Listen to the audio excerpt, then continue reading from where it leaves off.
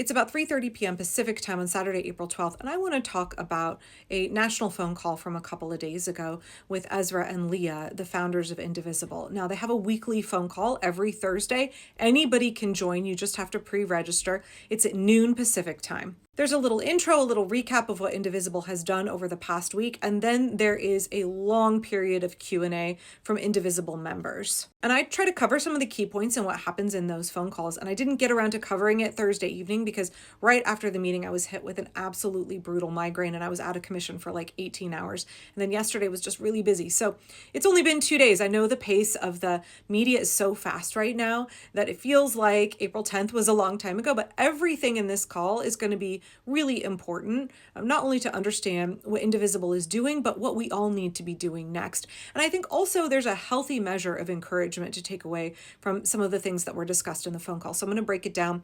Probably will take me 2 videos here on TikTok, and I will smash them together on YouTube as one compilation. At the beginning of the call, Ezra said that the wave of Indivisible is not yet cresting, that they are still seeing 10 new Indivisible groups form every single day across the US, and there is no indication that is slowing down. Ezra and Leah had their initial introduction points, and one of the things that they hit on immediately is something that I have been really angry about and, screaming about on Blue Sky. So feel free and hop over to my Blue Sky account if you want to see me lose my temper. But Ezra has talked about the collaborators with fascism, big universities like Columbia, big law like Paul Weiss, Facebook, other social media platforms, legacy news media, etc. That they think if they roll over and play dead, some other sucker will take the heat, right? They think if they try to appease Trump, or if they are outright collaborators with him, that they will maintain their profit margins. As I said on Blue Sky the other day, Columbia University has a $14.8 billion endowment. Large universities operate more like hedge funds than schools, and they don't want to have to dip into that endowment. They don't want to lose any money. So instead of standing up for democracy, protecting their students, defending the rule of law, defending higher learning, they are buckling for Trump because they think they will maintain grant money. Except now we're seeing you cannot appease a tyrant, and that Trump is now wanting more and more and more, right? If you give them an inch, they'll walk all over you. And we're seeing the same thing with big law. We are watching more big law firms buckle. I think it's now more than $600 million in free legal services, pro bono legal work that a bunch of big law firms have offered to the Trump regime because he's threatened them with executive orders. And they're like, oh shit, we want to stay, we're real rich and we want to stay that way. And as I said, I hope none of those lawyers at those law firms ever get a good night's sleep again in their lives. And I look forward to the day that all of these organizations face accountability.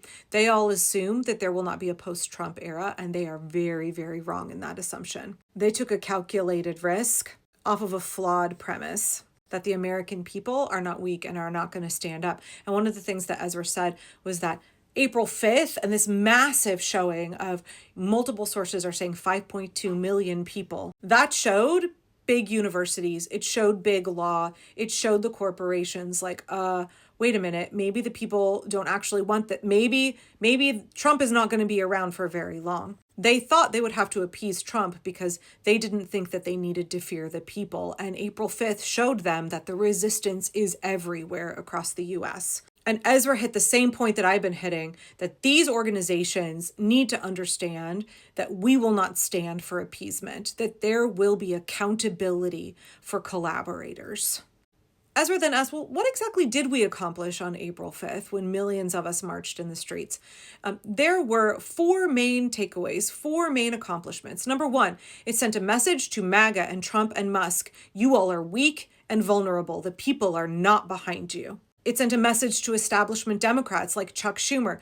You can lead the people or you can get left behind because we are moving. It sent a message to Democrats who have been active, who have been listening to the people and have been fighting. Folks like Jamie Raskin, folks like my Congresswoman Maxine Dexter, folks like Cory Booker, Jasmine Crockett, Pramila Jayapal, Robert Garcia. I mean, the list now of Democrats in the House and the Senate that understand the assignment is growing every day. And the message that we sent to them on April 5th is, when you fight, we are behind you. Fight harder. Fight as hard as we are fighting, and then fight harder. And lastly, it let everyone in the country and around the world know that the American people are resisting, and that if you are one of those folks, you are not alone. That was the biggest piece of feedback I have heard, both in my comments on YouTube, but also at any local meetings I've gone to, town halls and Indivisible meetings.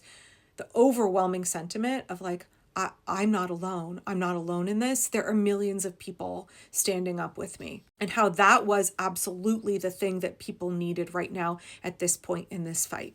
To understand that we are in solidarity with millions of other folks, and we are just getting going, and we are bringing more people in every single day. As Ezra said, 10 new Indivisible groups being formed every day around the country. And speaking of what I said earlier about how collaborators have not really thought that much about a post-Trump era and the accountability that is coming for them, Ezra mentioned shifting the time horizon. That is one of the things that April 5th did. Lots of collaborators have been thinking about how they can protect themselves and their profit margins right now. They've looked at the very skewed polls and seen, well, Trump has pretty good approval ratings. He's telling us he has a mandate from the people. Maybe he'll be here for a long time, and we want to protect our wealth, so we're going to go ahead and fold. The protest on April 5th reminded people and corporations and institutions that they really shouldn't worry about their profit right here in this moment, that they should worry about who they will be when Trump is gone, and how that day is coming, and it is coming soon. We, the people, are bringing it. We are going to make and we are going to live in a post-Trump era very soon.